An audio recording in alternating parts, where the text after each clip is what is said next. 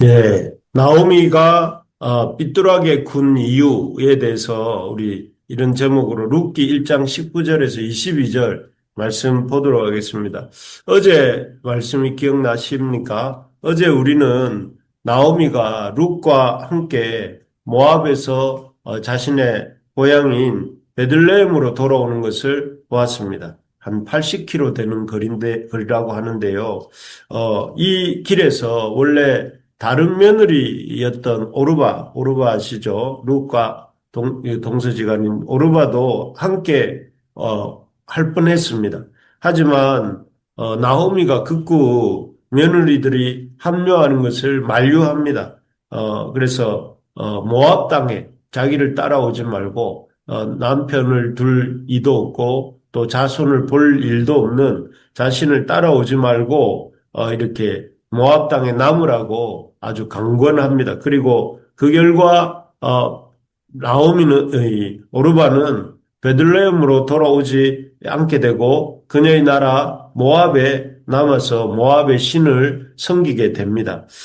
참 우리가 다른 사람을 구원하는 대로는 못 이끈다 하더라도 이처럼 다른 사람의 구원을 이렇게 막는 사람은 되어서는 안 된다 하는 생각이 듭니다. 하나님에 대해서 이제 어찌 보면 오르바에게도 하나님에 대해서 신앙에 대해서 이제 그런 관심을 가지고 또 이 하나님께로 나올 수 있는 그런 기회였지 않습니까? 그런데 나오미가 이렇게 강권하면서 또 삐뚤하게 굴면서 오히려 그녀의 또 오르바가 하나님께로 나오는 길을 어떻게 보면 막게 된 것입니다. 참 우리가 그런 사람이 되지 않고 이 누군가가 하나님께로 나올 때 그를 막는 사람이 되지 않고 하나님에 대해서 또 친절하게 또 구체적으로 알려줄 수 있는 또 인도할 수 있는 그런 우리가 될 수 있기를 간절히 바랍니다. 우리가 이 참 그런 사람이 되려면 왜 나오미는 이처럼 그렇게 그 며느리들에게 삐뚤하게 이렇게 하나님께 나오는 길을 적극적으로 권한 것이 아니라 오히려 참 막았는지에 대해서 살펴볼 필요가 있습니다. 나오미가 이렇게 하나님에 대해서 또 그 며느리들의 유다 행에 대해서 베들레헴 행에 대해서 삐뚤하게 군 이유가 무엇인가 하면은 첫째는 그녀에게 이렇게 진정한 모압에서 유다 땅으로 돌아올 때에 진정한 회개가 없었기 때문에 그렇습니다. 우리 지난 말씀을 되짚어 보면서 1장 6절을 보시면 이렇게 되어 있습니다. 그 여인이 모압 지방에서 여호와께서 자기 백성을 돌보시사 그들에게 양식을 주셨다 함을 듣고 이에 두 며느리와 함께 돌아오려 하여 이런 구절이 나옵니다. 여기에 보면 나오미가 모압에서 이렇게 베들레헴으로 돌아오려고 한 이유를 말씀하고 있습니다. 여기에 보니까 그녀가 베들레헴으로 돌아오려고 한 이유가 무엇입니까? 자신들의 이 모압행, 그러니까 자신과 엘리멜렉과 그 가정이 이렇게 모압으로 간 것에 하나님의 악과 하나님의 약속을 등지고 간 잘못된 행동이었다는 사실을 깨달았기 때문입니까? 아니면 다른 이유 때문입니까?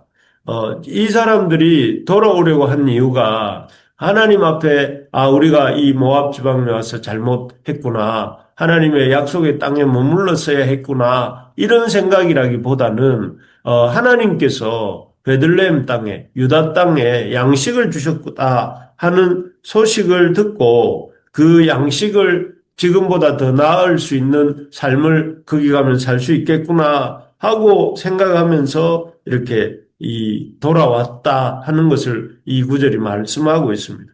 다르게 말하면 이들이 진정한 회개를 하고 잘못을 깨닫고 하나님 앞에 돌아오려고 한 것이 아니라 그냥 어떤 더 나은 삶을 살기 위해서 자기의 삶에 대한 돌아봄 없이 그저 돌아오게 되었다 하는 것입니다. 그렇기 때문에 나오미는 지금 베들레헴에 돌아오는 그 초점이 하나님께로 돌아가야 되겠다에 있는 것이 아니라 그냥 더 살기 좋은 삶을 살아가야 되겠다 하는 거기에 더 비중이 가 있는 것입니다. 그래서 두 며느리를 대할 때도 두 며느리가 만약에 자신을 따라왔다고 했을 때에 그 유다 베들레헴 땅에서의 새로운 삶에 이 여인들이 그 두 며느리가 자신의 삶을 어쩌면 어렵게 할 수도 있겠다 하는 인간적인 생각이 더 컸던 것 같아요. 사람들이 나오미를 보면서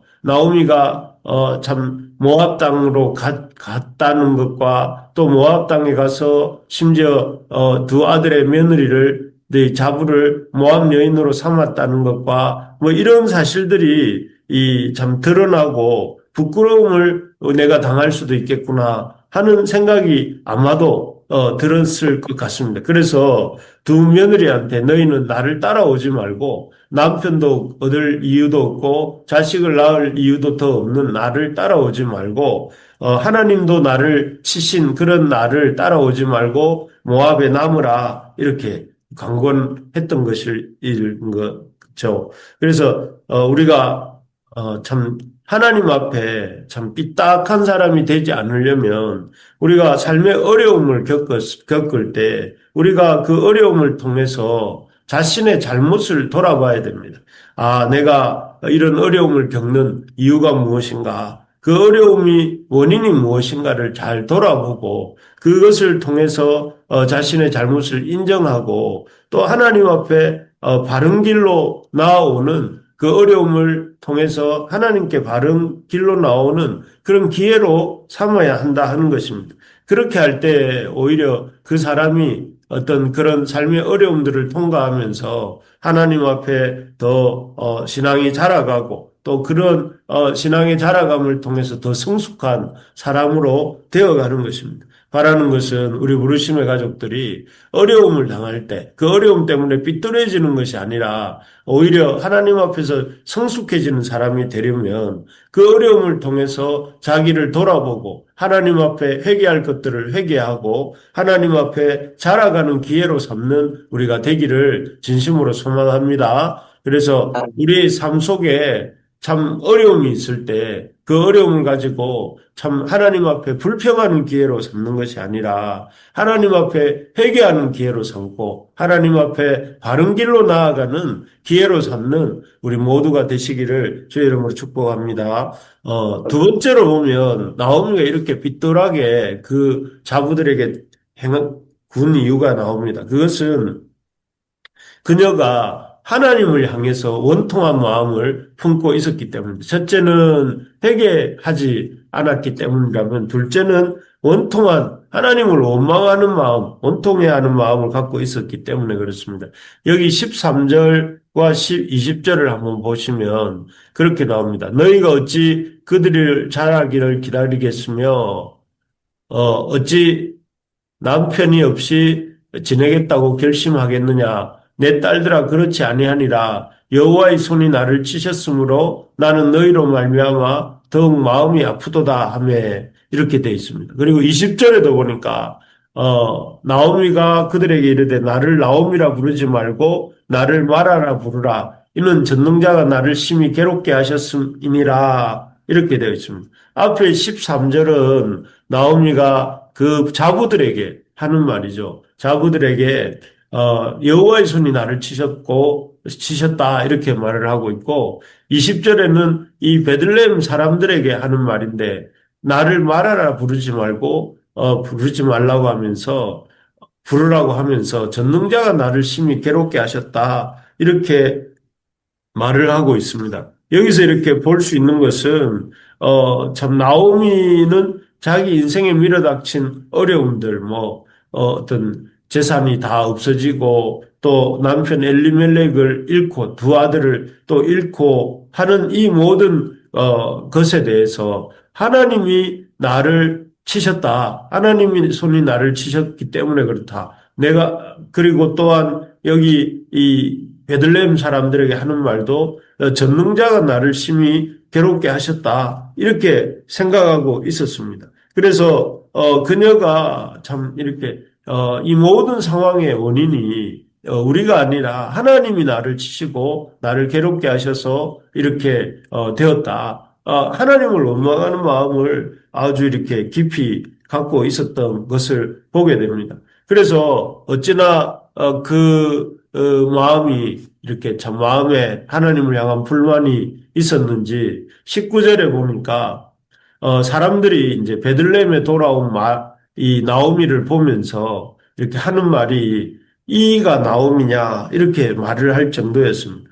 그래서 참 너무 그 얼굴이나 그 삶이 이렇게 변해버린 나오미였던 것 같습니다. 그래서 사람들이 나오미를 알아보지 못할 정도로 이가 나오미냐 할 정도로 이렇게 나오미의 외모가 또 이렇게 바뀌었던 것을 보게 됩니다. 그렇겠죠. 10년 동안, 10년도 넘은 세월 동안 하나님을 떠나 살고 또 하나님에 대해서 원망하는 마음을 갖고 살고 그러다 보니 하나님 앞에 그녀의 모습이 참 이전의 모습과 많이 달라져 있었던 것일 것 같고 또 그렇기 때문에 사람들이 이 나오미를 알아보지 못할 정도로 이렇게 변화된 모습이겠죠. 그런데 참 참 하나님 앞에서 그녀의 자부들을 향한 비뚤한 태도의 원인은 하나님에 대해서 감사하는 마음보다는 불평하는 마음이 많았기 때문이다 하는 것인데 사실 나오미에게는 이런 불평할 것도 불평만이 아니라 사실 감사할 것도 많았습니다. 무엇보다 먼저는 그녀가 살아있다 하는 것에 감사할 수 있었습니다. 그녀는 참 지금 남편과 두 아들을 잃는 큰 슬픔을, 큰 어려움을 겪었습니다. 그런데 그럼에도 불구하고 그 가운데 하나님께서 나오미에게는 참 생명을 이렇게 허락해 주고 계셨고 또 그런 것들을 생각을 해볼 때 그녀에게는 아직 기회가 남아 있다는 그 의미이기도 했고 그런 점이 그녀에게는 감사할 만한 점이었습니다. 그리고 그뿐만 아니라 나오미가 고향에 돌아올 때에 19절에 보니까 이렇게 말하고 있습니다. 사람들이 온 성읍이 그들로 말미암아 떠들며 이르기를 이렇게 되어 있습니다. 그래서 그들이 고향에 돌아왔을 때 그녀의 그 옛날 고향 친구들과 친지들이 그녀를 반갑게 맞아 주었습니다. 또 22절에도 보면 이렇게 되어 있습니다. 그들이 이렇게 마침 돌아왔던 그 시기가 보리 추수 시작할 때였다고 되어 있습니다. 헐벗고 힘든 시간이 지나가고 이제는 비록 남편도 없고 또 전 재산도 없는 잃어버린 나오미였지만 그래도 다시 한번 시작할 수 있는 그런 시기였습니다. 그래서 감사할 수도 있는 그런 때이기도 했던 것이죠. 그리고 무엇보다 나오미가 감사할 수 있는 것은 자기 옆에 그 룻이라고 하는 하나님이 허락하신 믿음의 동력자, 자부이기도 하지만 믿음의 동력자인 룻이 있기도 했습니다. 그래서 사실 생각해 보면 룻은 오르바처럼 이 유다 땅으로 돌아올 이유가 전혀 없는 사람이었습니다. 민족도 다르죠. 또 섬기는 신도 다르죠. 더더구나 시어머니가 계속해서 이렇게 따라오지 말라고 강권을 하고 있었어요. 그렇기 때문에 참 룻이 나오미를 따라올 이유가 없었습니다. 어떻게 보면 오르바가 정상적인 반응을 했다고 볼 수 있겠죠. 그런데도 불구하고 룻은 어제 본 것처럼 하나님을 향한 믿음을 고백하면서 그의 시어머니, 홀로 된 시어머니 나오미를 버리지 아니하고 따라와서 왔고 또 든든한 믿음의 동력자로 그 옆에 서 있었습니다.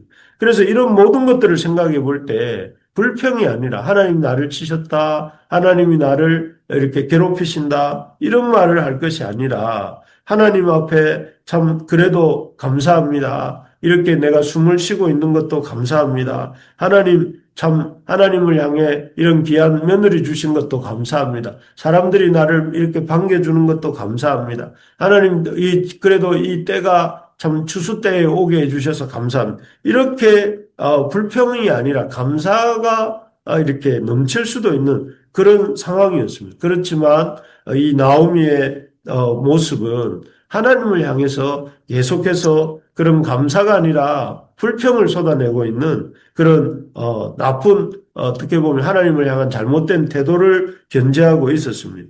참 이것이 바로 이 나오미가 그녀의 며느리들에 대해서 참 비판적으로 또 비뚤하게 나갔던 이유였던 것입니다. 그렇습니다. 우리가 감사할 것은 생각하지 않고 항상 뒤도 안 돌아보고 무조건 하나님의 불평부터 하고 보는 원망부터 하고 보는 나오미와 같은 태도를 우리가 버려야 됩니다. 참 의지적으로라도 우리가 우리의 힘든 중에도 내 삶에 감사할 것은 없는지, 감사할 것이 정말 기본적인 것이라 할지라도 내가 살아있고 또 내가 내게 그 생명을 주고 계시다는 사실만으로도 우리가 감사하고 또 그 감사의 제목을 찾아서 이렇게 내 옆에 있는 귀한 동력자와 또 내 옆에 있는 나를 환영해주는 그런 것들과 또 이 지체들과 또 더 나아가서 내게 이런 시기적인 또 기회를 주시는 그것에 대해서도 감사할 수 있는 우리 부르심의 새벽 기도 하시는 성도님들 되시기를 바랍니다. 그래서 아멘. 지금 어떤 힘든 점들이 있으십니까? 참 어떤 안 좋은 일들이 계속해서 우리의 삶에 이렇게 일어나고 있습니까? 그래서 계속 불평하고 계십니까? 불평과 원망을 우리가 버립시다. 우리가 그런 불평, 왜 나에게 이런 어려움이 있는가? 왜 나에게 이런 힘든 것들이 있는가? 그 생각이 앞서서 하나님이 지금도 나에게 베풀어 주시고 있는 감사가 무엇인지를 우리가 찾아보고 또 감사하는 그런 하루가 되기를 바랍니다. 그래서 우리의 태도가 감사하는 태도를 가지고 우리 자신이 바뀔 때에 참 내가 먼저 복을 받고 더 나아가서 나를 통해서 내 가정이 복을 받고 또 내 이웃들이 복을 받는 그런 역사가 일어날 줄로 믿습니다. 그래서 오늘 아멘. 하루도 우리 하나님 앞에서 참 하나님을 향한 감사의 태도를 가지고 또 진정한 잘못한 것들을 돌이키고 회개하고 주님 앞에 나아가는 그런 복된 하루가 되시기를 주의 이름으로 축복합니다. 아멘.